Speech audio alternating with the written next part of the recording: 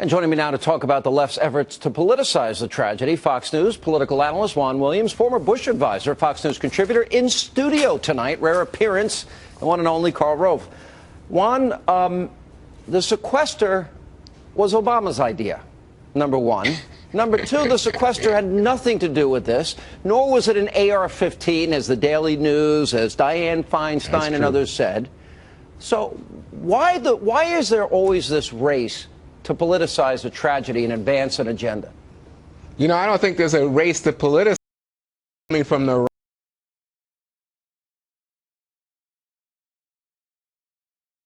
Guns have nothing to do with it. This is all about the fact that this guy was a nut job. He's crazy, and that's the problem. And so let's talk about mental instability and the need for greater health care for people who are, you know, under mental treatment. But let's not talk about guns. That's the political effort. The guy was mentally ill, number one. Number two, we know that this guy had a history. She had no business having a security clearance to the degree that he had, based on his history.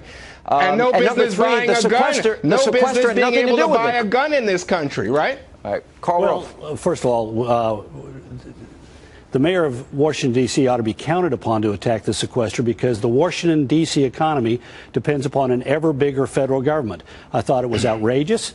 The sequester had nothing to do with the security status at the base.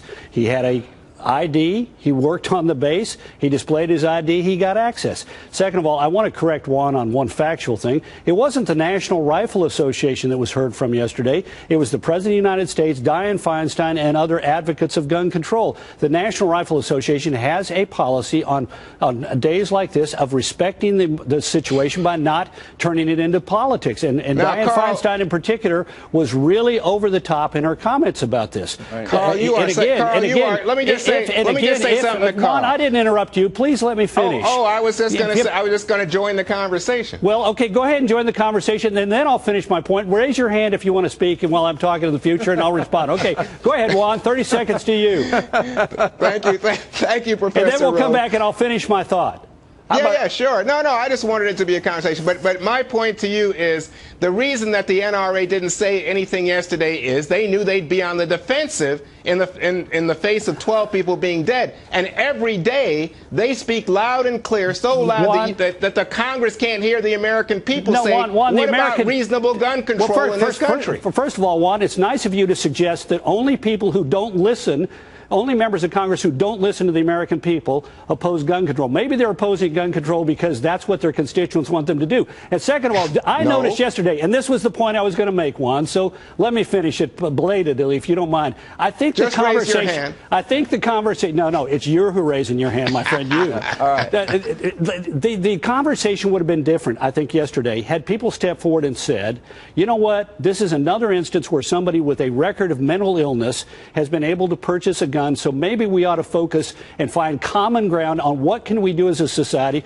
We have these prohibitions in law called HIPAA, the Health Insurance Privacy Act, that keep people from being from who have mental illnesses from being tagged and kept from the purchase of weapons. But again, we didn't have that. Karl. We got this. We got to stop having AR-15s when an AR-15 was not involved. And once again, it happens in an area, a part of the country with very serious and severe gun laws in place. I'm raising my hand. All right, Juan, I'm raising my hand. Let me just quickly say, Karl, what you've got here is a situation where they don't say anything, the NRA, because they understand that reasonable, thoughtful Americans, a clear majority in all the polls, believe that you can do things that are just common sense, like expand background checks to online purchases and gun shows. You can do this. Maybe Americans would buy into the idea of handling psychiatric treatment as part of the larger agenda, but not by itself. Look, I'm glad you sit in the circles,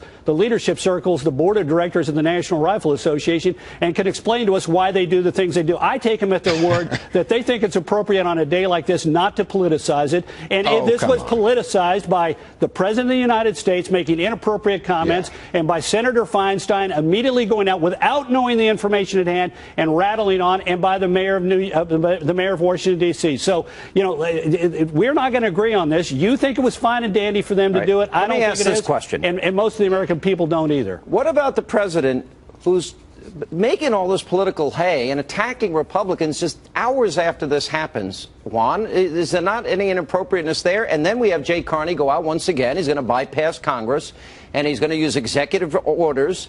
What he can't get done legislatively, he'll just take the power upon himself. That's problematic for something like the Constitution, you know.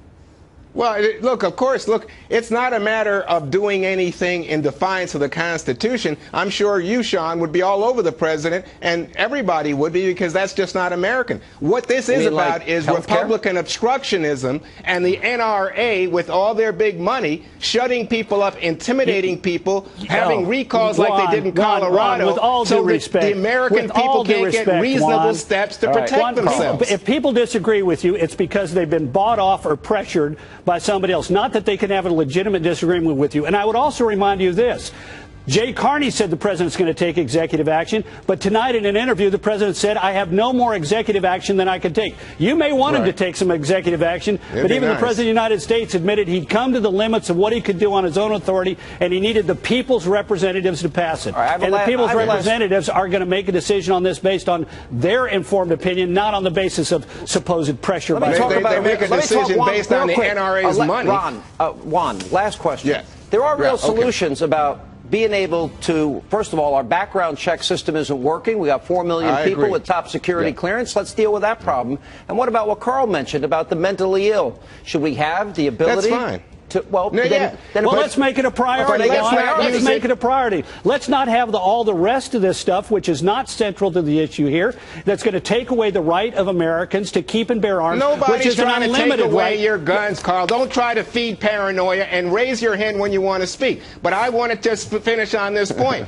An overwhelming majority of American people, both of them are an overwhelming majority of American people think background checks are a reasonable step to take. That is not accurate, Juan. It is accurate, you can write a question and such. You know how to read a poll. I've looked at them, Juan, and if you write them in a certain way, which was not reflective of the legislation that Dianne Feinstein and Harry Reid were pushing at all.